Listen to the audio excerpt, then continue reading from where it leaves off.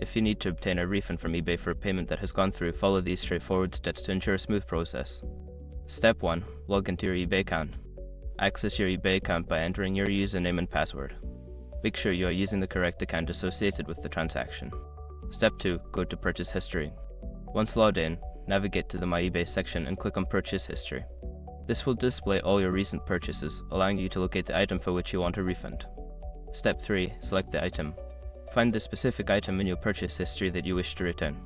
Click on the item to view its details, including the option to request a return or refund. Step 4. Request a return. Look for the Return this item option and click on it. Follow the prompts to select the reason for the return and confirm your request. eBay may provide you with a return shipping label if applicable. Step 5. Wait for the refund. After the seller receives the returned item, they are required to process the refund. Keep an eye on your eBay messages for updates, and check your payment method for the refunded amount.